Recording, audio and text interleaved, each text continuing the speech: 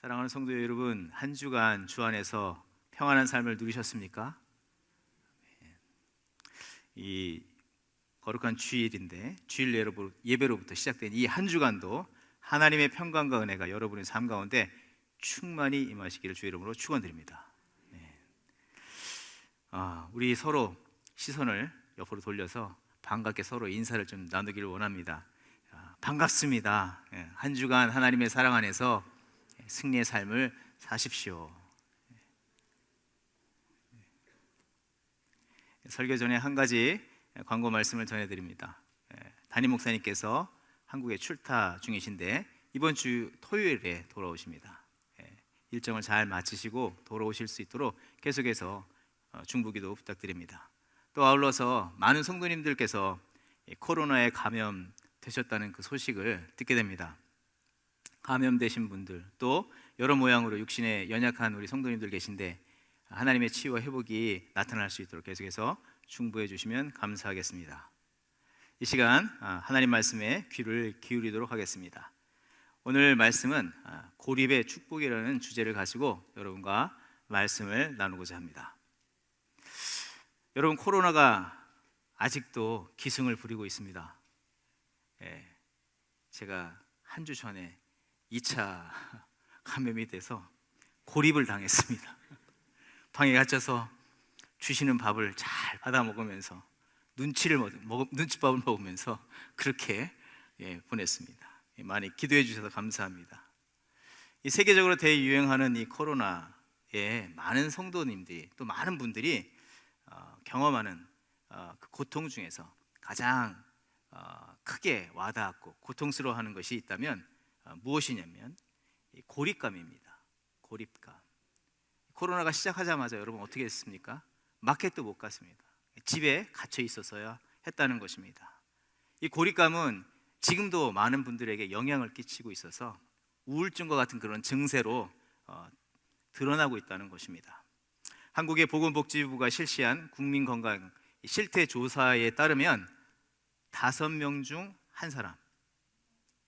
한 사람이 이 우울감을 갖게 되었다라고 보고하고 있습니다. 미국에 사는 우리들도 마찬가지입니다.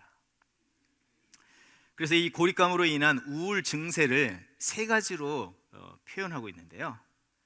뭐냐면 첫째는 코로나 블루 하면요 우울증을 얘기하죠. 코로나로 인한 우울감. 그래서 이 우울한 감정이 어디에 쌓이죠? 자기의 내면에 쌓이는 것을 말합니다. 코로나 블루. 또 두 번째로는요 코로나 레드, 빨간색이에요. 빨간색. 그래서 분노와 증오, 혐오 감정이 어떻게 해요? 바깥으로, 외적으로 표출되는 것입니다. 누군가 아무런 이유 없이 폭력을 행사하거나 폭언을 내뱉거나 정서적으로, 신체적으로 약한 사람들을 학대하는 이 신경증적인 증상이 바로 코로나 레드라는 것입니다. 코로나가 3년여 지나고 있는 지금에 미국에서 수많은 총격 사건 사고들이 많이 있지 않습니까? 그것이 빈번히 일어나고 있는데 아마도 이런 영향에 의한 것이라고 생각되어질 수 있습니다. 또 코로나 블랙은 무엇입니까? 코로나 레드와 코로나 블루가 뒤섞여 있는 상황, 이 짬뽕의 상황이 코로나 블랙입니다. 미래에 대한 기대와 소망을 갖지 못하고 무기력과 절망에 빠진 이 만성 신경증 상태가 코로나 블랙입니다. 여러분, 이렇게 설명을 드렸지만 실제로 우리의 가정에서 그동안 경험했던 일부분이라고 생각되어집니다. 갑자기 우울해하거나 불쑥불쑥 자녀들이나 남편을 향해서 쏘아붙이는 말들. 여러분 한 번씩 그런 경험들 해보셨죠? 이게 코로나 증상과 코로나 이후에 이런 우울증의 증상이라고 여러분 한번 의심해 보시기 바랍니다. 이것을 종합해 보면 우리 개인이나 가정이나 공동체에 정서적으로, 그리고 영적으로, 육체적으로 우울, 분노, 무기력에 빠진 분들이 상당히 계시다는 것을 알 수가 있습니다. 그뿐만 아니라 엎친 데 덮친 격으로 우크라이나 전쟁이 발생이 되었고 이상기후, 물가 불안정 등으로 인해서 더욱더 염려와 두려움, 무력감과 고립감을 갖게 되고 있습니다. 그래서 건강한 믿음과 마음을 유지하기가 어렵고 그렇게 힘든 일상을 살아가고 있다는 것입니다. 어쩌면 이런 고난과 고립으로 인한 어려움은 시대가 가면 갈수록 더 깊어질 수 있겠다라고 생각되어질 수 있습니다. 그렇다면 이런 고립의 상황에서 성도인 우리는 어떻게 살아가야 하는가입니다. 성도는 이런 시대 속에서, 이런 상황 속에서 어떻게 살아가야 하는가? 성도인 우리는 이런 상황일지라도 하나님의 시각과 관점으로 자신과 이웃과 이 시대를 바라보면서 하나님의 뜻하심을 따라서 더욱더 온전하고 거룩한 그런 믿음의 삶을 살아가는 저와 여러분이 되어야 할 줄 믿습니다. 가장 먼저는 이 고립의 시대를 살아가는 서로를 향해서 불쌍히 여기는 마음, 긍휼히 여기는 마음, 위로의 마음을 품을 수 있어야 할 줄 믿습니다. 이웃을 향해서 자비와 긍휼의 마음을 가지고 그들을 품어낼 수 있는 저와 여러분이 되기를 원합니다. 여러분, 이 시대에 이 코로나 우울증에 걸리지 않은 사람이 누가 있겠습니까? 고립감과 외로움, 절망감, 낙심에 빠진 분들이 많이 있습니다. 그렇지만 우리는 그보다도 먼저 받은 것 예수 그리스도의 사랑입니다. 은혜입니다. 그 사랑과 은혜를 충만히 받은 우리가 이 세대의 사람들을 품어내지 않는다면 그 누가 그들을 위로하고 품어줄 수 있겠습니까? 그런 측면에서 우리 옆에 분을 바라보시면서 따뜻한 한마디의 말씀을 전해주시기 바랍니다. 지금 당장 해보세요. 어떤 말로 여러분 위로하시겠습니까? 대면 보시면 안 됩니다. 네, 알아서 잘 사세요. 네. 다 시대가 그랬습니다. 그러니까 잘 버티세요. 이런 것입니까? 하나님의 평안과 위로가 여러분의 삶 가운데 충만히 임하기를 원합니다. 내게 복이 임하다면 당신에게는 갑절의 은혜가 임하기를 원합니다. 제가 기도해 드리겠습니다. 예배 마치고요, 댁에 돌아가셔도 똑같이 하셔야 돼요. 이 자리나 그 자리나 똑같은 자리지 않습니까? 가셔서 또 남편에게, 아내에게, 자녀들에게 계속 그렇게 하셔야 됩니다. 위로합니다. 축복합니다. 존경합니다. 사랑합니다. 그렇지만 반대로 오늘 설교 말씀 들어봤더니 나 코로나 블루래. 무슨 소리야? 난 코로나 레드인데 조심해. 무슨 소리야? 나는 블랙이래, 블랙. 이러면 안 됩니다. 그러면서 이 상황 속에서 우리가 갇혀 있는데 우리가 바로 보아야 할 것과 바로 알아야 할 것이 있다는 것입니다. 우리가 당하는 이 고난과 고립에 대한 바른 예의입니다. 우리가 당하는 이 고난과 고립은 단지 이 고통과 위기만 주는 것이 아님을 알아야 합니다. 믿는 자에게 있어서 고난과 고립은 분명한 이유와 목적이 있는 줄 믿으시기 바랍니다. 베드로전서 4장 12절 이하의 말씀을 보게 되면, 사랑하는 자들아, 너희를 연단하려고 오는 불시험을 이상한 일 당하는 것 같이 이상히 여기지 말라. 오히려 너희가 그리스도의 고난에 참여하는 것으로 즐거워하라. 이는 그의 영광을 나타내실 때에 너희로 즐거워하게 하고 기뻐하게 함이라.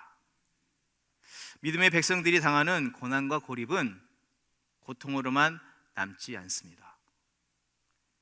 믿음의 연단을 이루게 합니다. 믿음의 성숙을 이루게 합니다. 또 우리로 하여금 하나님 안에서 기뻐하고 즐거워하게 하십니다. 또 그 자리를 넘어서 하나님의 영광, 하나님께서 이루실 그 일의 성취를 위해서 우리가 쓰임 받는다는 것입니다. 오늘 본문 주인공인 이 모세를 볼 때 그러함을 볼 수가 있습니다. 시대적으로나 개인적으로 깊은 고립감에 빠져 살아갔던 사람이 모세였습니다. 하지만 하나님께서 모세를 그 고립 속에서 연단하여 주셨고 그를 통해 하나님의 놀라운 구원의 일을 이루시는 우리를 또한 이 본문을 통해서 볼 수가 있는 것입니다. 모세가 태어난 때는 어떤 때였습니까? 애굽에 요셉을 알지 못하는 새로운 왕조가 일어나서 이스라엘 백성을 핍박하기 시작하였습니다. 이스라엘 백성들이 많아지는 것을 두려워하여서 애굽 왕 바로는 태어나는 사내 아이들을 다 죽이라고 명령했습니다. 모세의 어머니 요게벳은 3개월간 모세를 어떻게 해든지 간에 보호하려고 애를 썼습니다. 하지만 어떻게 됩니까? 3개월 만에 더 이상 숨길 수가 없게 되어서 갈대 상자를 엮어서 역청을 발라서 그 안에 모세를 넣어서 그저 강물에 떠나보낼 수밖에 없었습니다. 그 요게벳의 마음, 모세의 어머니의 마음이 어떠했겠습니까? 갓난쟁이 아이를 낳았는데 3개월 만에 상자에 넣어서 닫아서 강물에 버려야 하는 그의 인생을 봤을 때 얼마나 기구한 운명이겠습니까? 어머니로서 아무것도 해줄 수 없는 자신을 보았기에 자괴감과 절망감의 눈물을 매일매일 흘리지 않았겠습니까? 갈대 상자를 엮으면서 매일같이 눈물을 흘렸을 것이고, 아이를 강물에 버렸을 때로부터 계속해서 그 아이를 위해서 눈물을 흘릴 수밖에 없었을 것입니다. 문제는 그 당사자인 모세는 어떠했겠냐 하는 것입니다. 출생의 이력을 볼 때 정말 기구한 운명 아니겠습니까? 태어나자마자 바구니에 갇혀서 강물에 버려지는 인생, 그뿐만 아니라 인생의 황금기라고 할 수 있는 40세에 자기의 민족을 학대하는 애굽의 관리를 죽게 하는 일로 그는 미디안 광야로 도망쳐야 했습니다.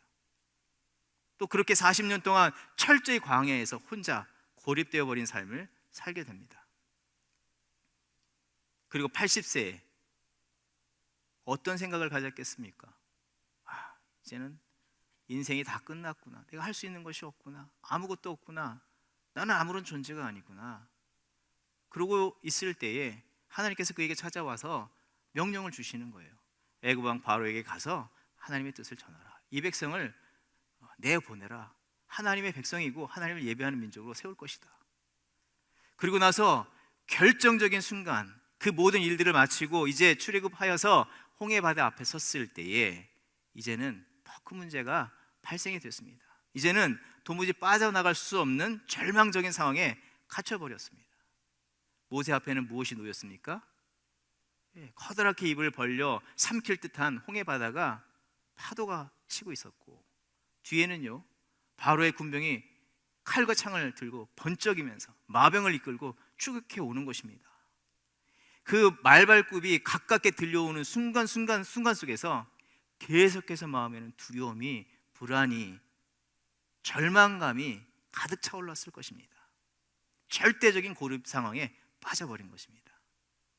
이때를 표현한다면 아마도 코로나, 블루, 레드, 블랙의 상황이 끝까지 차올랐을 것이라고 볼 수가 있을 것입니다.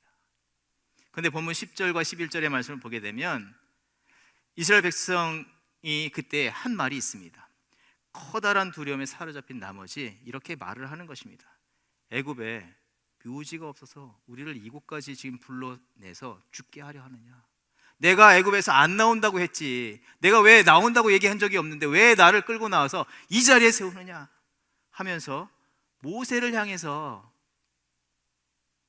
온갖 비난과 원망을 쏟아 놓았을 것입니다. 모세 입장에서는요, 홍해도 바로의 군대도 두려운 상대가 아니라 지금 200만이나 되는 사람들이 째려보고 원망하고 불평하는 그 얘기가 더 두려웠고 마음이 더욱더 힘들었을 것이라는 것입니다. 그리고 그 백성들이 그 앞에서 다 주저앉아 버렸습니다. 하지만 그때 하나님께서는 그 고립의 절박한 상황 속에서 어떤 일을 이루셨습니까? 본문 17절, 내가 바로와 그의 모든 군대와 그의 병거와 마병으로 말미암아 영광을 얻으리니. 하나님께서는 그 절제절명인 고립의 상황에서 그 고립을 벗겨내셨습니다. 그리고 하나님의 뜻하시고 계획하신 역사를 이루시면서 영광을 받으셨습니다. 믿으십니까? 고립 속에 갇힌 자들에게 하나님은 복을 허락하시길 원하십니다. 고립 속에 갇힌 자들이 얻는 축복은 무엇이겠습니까? 고립을 통해서 하나님께서 이루신 역사는 과연 무엇입니까? 출애굽기 3장에 보게 되면 광야에 갇혀버린 모세가 하나님을 만나게 되는데, 그때 하나님을 만나면서 그가 얻은 축복은 자기의 실존을 알게 되는 것입니다. 내가 어떤 존재인지를 알게 되었습니다. 지푸라기와 같은 인생인 것을 깨닫게 되었다는 것입니다. 자기의 자금을 알게 되었습니다. 하지만 그 순간이 어떤 순간입니까? 내가 할 수 없기 때문에 하나님이 계셔야 한다는 그 믿음과 하나님의 크심을 그는 그 자리에서 알았습니다. 그리고 내가 하나님 안에서 어떤 존재인지에 대해서 거룩한 정체성을 알게 되었다는 것입니다. 오늘 이 사건 속에서도 마찬가지입니다. 하나님의 주권적인 역사와 경륜, 그것이 무엇인지를 그 사건 속에서 알게 되었다는 것입니다. 이런 상황 속에서 하나님께서 이루신 일들은 무엇이냐면 모든 믿는 자들에게 그 믿음을 새롭게 하시고 분명하게 하신다는 것입니다. 여러분, 고립 속에서 얻은 축복 중에서 가장 중요한 축복, 가장 큰 축복은 이 축복인 것을 여러분 믿으시기 바랍니다. 내가 누구인지, 내가 어떤 삶을 살아가야 되는지, 내가 하나님 앞에서 어떤 존재로 지음받았고 어떤 역사를 위해서 쓰임받는지 그것을 분명히 아는 자가 그것이 가장 큰 축복인 것이라는 것입니다. 저희 성도님 중에 어떤 한 분께서 저에게 이렇게 진솔하게 말씀을 하신 때가 있었습니다. 암 투병으로 투병 중에 계신데 육신의 힘은 내 의지와 상관없이 점점 하루가 멀게 점점 힘이 다 빠져나가고 있다. 할 수 있는 일이라고는 아무것도 없다. 뭐 하려도 너무 힘이 붙여서 할 수가 없다는 것입니다. 마음은요, 마음도 무기력해졌다는 것입니다. 하지만 이 순간은 그 어떤 인생의 순간보다도 더 분명하고 더 힘을 얻고 더 뚜렷한 것이 있다. 하나님을 향한 믿음이 더욱더 새로워지고 있다. 주권적인 하나님의 역사를 더욱더 신뢰하고 믿고 의지하는 그 믿음이 더욱더 강력해지고 있다. 믿음의 힘이 주 안에서 주시는 그 자유와 평강이 더욱더 강력하게 자라나고 차오르고 있다. 이렇게 말씀을 나눠주셨습니다. 하나님께서는 고립 속에서 우리의 영혼, 믿음을 새롭게 하십니다. 우리의 삶을 변화시키십니다. 새로운 믿음과 또 한 단계 높아진 영적인 시각과 삶의 자세를 갖게 하십니다. 그리고 그런 믿음을 가지고 또한 살게 하십니다. 뿐만 아니라 이 내면적인 영적인 변화뿐만 아니라 하나님의 영광을 위해서 귀하게 쓰임받게 하신다는 것입니다. 고립 속에서 주시는 축복은 내가 누구인지를 알게 하시고 하나님의 크심을 분명히 알게 하시고 우리의 믿음을 새롭게 하게 하시고 우리의 삶의 자세와 태도를 새롭게 변화시키는 것에 머물러 있지 않고 하나님 그렇게 빚으신 다음에 그런 사람을 하나님의 귀한 역사에 쓰신다는 것입니다. 이것이 또한 축복인 줄 믿으시기 바랍니다. 모세는 과거 애국 관리에게 고통을 당하는 동족을 보면서 내가 이 고립에 빠진 이 민족을 내가 구원해내겠다 하면서 손을 들어서 그 절망을 벗겨내려고 애쓰지 않았습니까? 그러나 결과는 무엇입니까? 내 민족을 그 고립에서 벗겨내고 살려내려고 했지만 결과적으로 그가 나타낸 것은요, 사람을 죽이는 일이었습니다. 그 일로 그는 미디안 광야로 도망쳐 버리게 됩니다. 그리고 그 자리에 있었지만 하나님께서는 어떻게 하셨습니까? 그를 양치는 자로 살게 하시면서 믿음의 훈련을 하셨습니다. 그 안에 있었던 오만함과 교만함을 다듬으셨습니다. 그리고 작은 일이지만 이 작게 주어진 일, 이 양을 치는 일을 통해서 겸손과 충성과 헌신의 삶을 연습하게 하셨습니다. 그리고 결정적인 순간, 오늘과 같이 절망의 순간 속에서 그는 어떻게 쓰임받고 있습니까? 하나님의 온전한 뜻을 선포하고 있습니다. 그리고 이스라엘 백성들을 구원과 생명의 길로 이끌어가는 영적인 지도자로 쓰임받고 있다는 것입니다. 이것이 고립 속에서 주시는 하나님의 놀라운 축복이라는 것입니다. 앞에는 홍해가 있습니다. 뒤에는 바로의 군대가 달려오고 있는 이 두려움의 상황. 고립의 한가운데 그 정점에서 그는 이렇게 외치고 있습니다. 너희는 두려워하지 말고 가만히 서서 여호와께서 오늘 너희를 위하여 행하시는 구원을 보라. 너희가 오늘 본 애굽 사람들을 영원히 다시 보지 못하리라. 극에 다다른 고립의 상황에서 자기의 연약함마저도 모두 내려놓고 두 팔 벌려서 하나님의 주권을 선포하고 하나님의 강권적 역사를 간구하는 모세의 모습을 보여주는데, 그동안 그 고립의 상황 속에서 하나님의 뜻하심을 바라보는 영적인 훈련과 또 자신의 인격을 다듬고 훈련시키는 그런 과정들이 없었다면 이 결정적인 순간에 그가 그렇게 행할 수 있었겠냐 하는 것입니다. 고난과 절망 속에서 주를 바라보는 자에게 하나님께서는 하나님의 역사를 바라보는 눈을 뜨게 하시는 줄 믿습니다. 또한 그런 가운데 하나님께서 연단을 통해서 고통과 탄식과 절망 가운데 넘어져 있는 자들을 일깨우시고 그들을 이끌어낼 수 있는 믿음의 지도자로 준비하시고 우리를 사용하시는 줄 믿습니다. 우리는 이 고립을 당할 때, 고난을 당할 때 무엇을 생각해야 하겠습니까? 어떤 마음과 자세로 살아가야 하겠냐 하는 것입니다. 이 코로나 시대에 여러분 다 우울해하고 기력이 빠져있고 뭔가를 할 수 없겠다고 생각하고 다음에 하지, 그런 마음이 여러분이 팽배한 이 시점에서 우리는 과연 어떻게 살아가야 하는가 하는 것입니다. 첫 번째로는 무엇보다도 하나님의 커다란 경륜과 섭리를 바라보는 저와 여러분이 되어야 하겠습니다. 고난이 다가오고 어떤 문제에 고립이 되었다면 그 고난이 큰 만큼, 고립감이 강하게 드는 만큼 그 고난의 뒤편에 하나님께서 반드시 이루실 그 위대한 일이 있다는 것을 믿음으로 바라보는 저와 여러분이 되어야 하겠습니다. 또한 그 위대한 역사가 시작될 것을 믿음으로 바라보았다면 그냥 바라보는 것으로 멈추는 것이 아니라 온전한 믿음과 삶의 자세를 준비시켜야 합니다. 홍해라는 기가 막힌 웅덩이로 내몰렸을 때에 하나님 편에서는 어떤 일을 준비하고 계셨습니까? 고난이 다가왔는데요, 내 편에서는 할 수 있는 것이 없습니다. 그래서 손을 놓고 있는 것입니다. 하지만 그런 가운데 하나님은 반대편에서 어떤 일을 준비하고 계셨다고요? 그 누구도 한 번쯤이라도 상상하지 못했던 홍해 바다를 가르실 준비를 다 하고 계셨다는 것입니다. 그리고 그곳을 마른 땅처럼 건너게 하시고, 뿐만 아니라 현상적인 것뿐만 아니라 그들은 지금 여전히 애굽의 종입니다. 하지만 종의 굴레를 벗겨내시고 자유자가 되게 하실 뿐만 아니라 광야를 대로처럼 지나가게 하셔서 가나안 땅에 하나님의 나라를 이루고 백성으로 살아가는 거룩한 정체성을 부여해 주실 그 하나님의 축복을 하나님이 지금 하나, 둘, 셋, 넷 다 준비하고 계시다는 것입니다.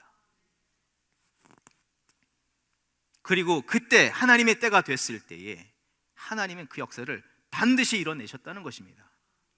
놀랍고도 기쁜 그 은혜의 역사를 준비하고 계셨고 그 때가 되자 그 일을 완성하셨다는 것입니다.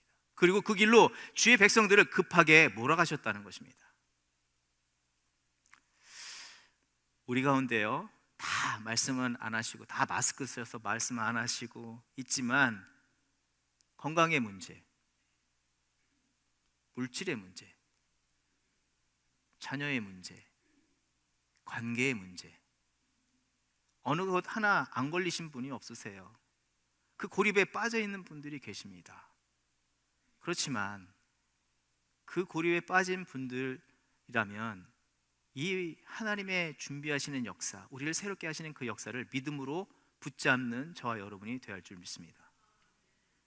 그리고 하나님께서 하실 일들에 대한 기대와 소망을 품는 저와 여러분이 되어야 하겠습니다. 상상하지 못할 하나님의 놀라우신 역사를 하나님이 지금 준비하고 계시다는 것입니다. 코로나의 그 두려움, 우울감, 절망감이 강하죠. 그 강한 만큼 그보다 더 큰 하나님의 놀라운 역사를 하나님이 지금 플랜 A, B, C, D를 다 준비하고 계시다는 것입니다. 근데 우리가 상상하지도 못한 놀라운 역사를 준비하고 계시다는 것입니다. 마치 이스라엘 백성들이 모르는 것처럼 우리도 모르고 있지만 하나님은 그것을 준비하고 계시다. 그리고 하나님께서는 그 자리로 우리를 몰고 가실 것입니다. 선한 목자 되시기 때문에 우리를 그 자리로 반드시 몰고 가시기에 우리가 준비되어야 한다는 것입니다. 성경에는 심각한 문제에 갇혔지만 그런 속에서도 하나님께 시선을 고정하려 했던 사람들이 생각하지 못했던 하나님의 예비하신 은혜를 받았던 그 사건들, 그 인물들이 많은 것을 우리는 성경을 통해서 알 수가 있습니다. 대표적인 인물이 아브라함입니다.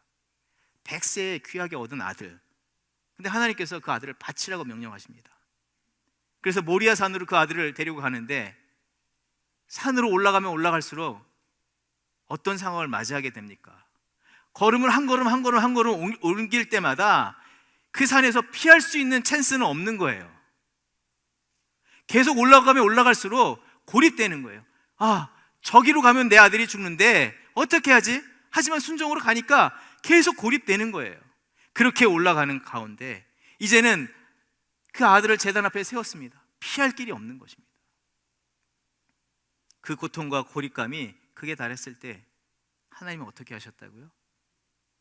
아들을 대신할 재물을 준비하셨다는 거예요. 여호와께서 산에서 준비하시리라.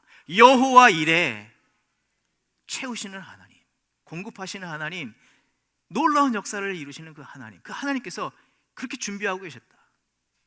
아브라함은요, 이 편에서 터벅터벅 낙심과 절망과 고립감을 가지고 그 산에 올라가고 있지만, 반대편에서 하나님은 새로운 역사를 준비하시면서 올라가고 계시다는 것입니다. 믿음의 성도는요, 어디를 봐야 합니까? 내가 올라가는 그 절망과 어려움의 그 비탈길을 보는 것이 아니라 하나님께서 올라오시는 저 고난의 뒤편을 바라보는 믿음의 눈이 있어야 하고, 성도는 그 길을 또한 바라보면서 갈 수 있는 성도가 되어야 할 줄 믿습니다.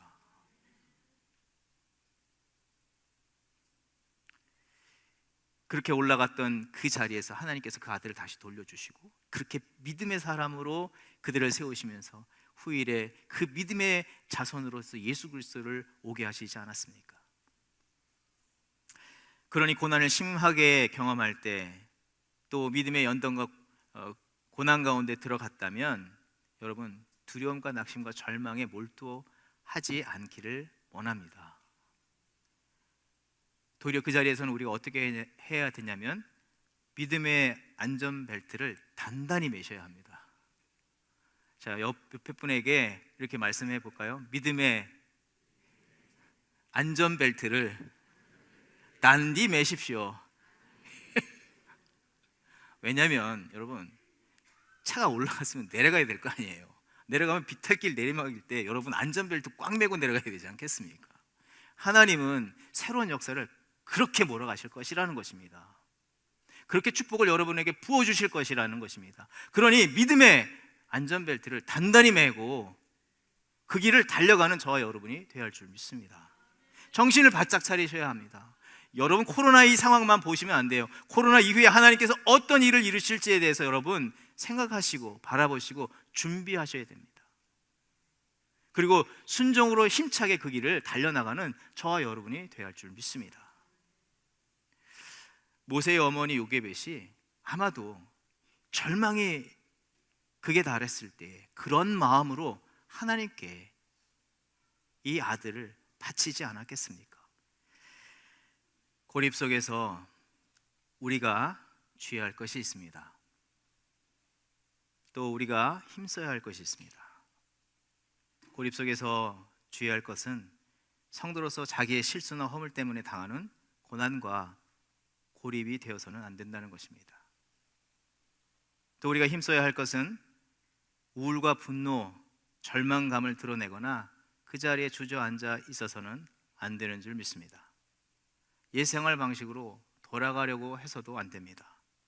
구원받았지만 끝내 그 못된 습관을 버리지 못한 광야의 1세대는 안타깝게도 축복의 땅에 다다르지 못하고 광야에 갇혀서 생을 마감하게 되어버렸습니다. 더욱더 우리는 주의 손길을 구하고 주의 인도하시는 손길을 단단히 붙잡고 겸손히 뒤따르는 삶을 이뤄가야 합니다. 모세는 그 고립의 자리에서 이와 같이 선포했습니다. 너희는 두려워하지 말고 가만히 서서 여호와께서 오늘 너희를 위하여 행하시는 구원을 보라. 너희가 오늘 본 애굽 사람을 영원히 다시 보지 아니하리라. 가만히 서서. 이것은 행동이기 전에 영적인 자세와 태도를 얘기하는 것입니다. 자기 소리에 취해 있거나 자기의 감정의 목소리를 높이는 것이 아니라 그 순간에, 고립의 순간에 자기의 소리는 줄이고 하나님의 음성에 귀를 기울이고 믿음의 눈을 떠서 주의 역사를 바라보면서 그 길에 순종으로 반응하며 걸어가는 우리들이 되어야 할 줄 믿습니다. 여러분, 지난 세월 속에서 누구나 한 번쯤 정말 깊은 고립과 절망의 구덩이에 빠져보지 않은 분이 한 분도 안 계실 줄 압니다. 그런데 여러분, 어떻게 여러분이 그 문제에서 벗어날 수 있고 지금 이 자리에 앉아서 예배할 수 있겠습니까? 하나님의 은혜입니다. 그리고 그 자리에서 여러분 믿음의 연단을 받으셨고 변화되셨고 믿음의 걸음을 걸어오셨기 때문에 이 자리에 있는 줄 믿습니다. 지금 여러분 어떤 심각한 고난과 고립에 빠져 계십니까? 원리는 동일합니다. 다시 한번 하나님의 은혜를 구하고 하나님께 집중하고 하나님의 말씀에 순종과 겸손으로 주어진 자리에서 믿음으로 걸어나가는 우리들이 되어야 할 줄 믿습니다. 이것이 이 세대에 살아가는, 이 코로나 시대를 살아가는 모든 백성들에게 하나님께서 전하시는 뜻인 것입니다. 하나님은 분명하게 이 뒤편에 예비하신, 놀라운 예비하신 그 축복과 은혜들을 우리에게 베풀어 주시고 그 자리로 힘차게 이끌어 가실 것입니다. 그러하게 우리는 매순간 하나님께 모든 것을 맡기고 믿음의 언어를 선포하며 순종으로 뒤따라 사는 저희들이 되어야 하겠습니다. 하지만 이런 말씀을 받는 이 자리에서도 여러분 그렇게 이야기하시는 분이 계실 거예요. 하지만 실상은 더 힘듭니다. 어떻게 할 수가 없어요. 완전히 갇혀버린 것 같아요. 어떻게 할 수가 없어요. 나보고 더 이상 어떻게 하라고 하시는 겁니까? 그런데 그 절망감이 정말 깊이 들었다면 지금 그 순간에, 이 순간에 우리 구주 예수 그리스도를 생각하시는 저와 여러분이 되기를 원합니다. 여러분, 예수 그리스도만큼 절망의 구덩이에 내던져진 분이 계십니까? 그분은 죄를 범하시지 않으셨습니다. 우리의 죄와 허물 때문에 고난의, 고통의 그 구덩이에 내몰리셨습니다. 그리고 손과 발도 꼼짝하지 못할 정도로 못에 박히셔서 고립감을, 절망감을 온몸으로 다 받으셔야 했습니다. 그런 상황 속에서 예수님께 백성들이 했던 얘기들은 무엇입니까? 네가 메시아냐? 메시아면 내려와봐라. 너 자신도 구원하지 못하면서 무슨 네가 메시아냐? 그러면 우리가 믿겠노라. 그 절망적인 상황에서 그 죄 많은 백성들에게 멸시와 조롱을 당했습니다. 그러나 예수님은 그 상황 속에서 어떻게 반응하셨습니까? 누가복음 23장 34절 이하의 말씀 보게 되면 아버지여 저들을 사하여 주시옵소서. 자기들이 하는 것을 알지 못합니다. 23장 46절의 말씀, 예수께서 큰 소리로 불러 이르시되 아버지여 내 영혼을 아버지의 손에 부탁하나이다. 주께서는 절대적인 고난 속에서 하나님과 하나님께서 이루실 그 구원의 역사에 시선을 두셨다는 것입니다. 그리고 끝까지 하나님의 선하시고 새로운 역사를 이루실 것을 기대하며 자신의 삶 전체를 의탁하였습니다. 놀라운 일이 벌어졌습니다. 예수님께서 그 고립의 상황에서 하나님께 집중하였고 하나님께서 이루실 일들에 대해서 자신의 삶을 헌신하고 시선을 맞췄더니 어떤 역사가 일어났습니까? 영원히 죽을 수밖에 없는 우리들이 그 죄와 사망의 굴레에서 벗기심을 당하고 자유케 되었습니다. 누가 이것을 상상이나 해봤겠습니까? 이처럼 고난과 고립 속에서 주님이 가셨던 그 믿음의 모습과 그 길을 우리도 뒤따를 때 하나님께서 무한하신 은혜를 우리의 삶 가운데 베풀어 주시고 우리를 통해서 하나님의 선한 역사를 이루실 줄 믿습니다. 우리를 통해서 죽어가는 누군가를 살리는 은혜 역사를 반드시 이루실 것입니다. 고립을 당했다면 내 믿음을 새롭게 하시길 원하신 하나님의 뜻이 있음을 여러분 아시기 바랍니다. 그리고 고난 뒤편에 하나님의 은혜의 새로운 역사, 구원의 길, 이 시온의 대로를 만들어 두시고 우리를 인도해 가시는 줄 여러분 믿으시기 바랍니다. 고린도후서 6장의 말씀, 하나님은 고난과 핍박 속에 있는 성도를 향해서 이사야의 말씀을 인용하여서 선포하십니다. 보라, 지금은 은혜 받을 만한 때요, 보라 지금이 구원의 날이로다. 어느 때가 은혜를 받고 어느 때 구원의 역사가 일어나는 때라고요? 지금입니다. 여러분이 고립감과 절망감을 가득 가졌을 때, 지금 이때가 구원받을 때고 하나님의 선한 역사가 이루어질 때라는 것입니다. 사랑하는 성도 여러분, 하나님께서 새 역사를 시작하셨습니다. 우울한 마음과 탄식과 원망의 말을 거두십시오. 그리고 주께서 예비하신 축복을 받으시기 바랍니다. 또 새롭게 이끌어 가시는 그 길을 힘차게 걸어가십시다. 또 하나님께서 찾으시고 세우시는 이 시대를 일으키는, 그런 세워나가는 성도로서 귀하게 쓰임받는, 이 영적인 지도자로서 쓰임받는 우리들의 삶이 되십시다.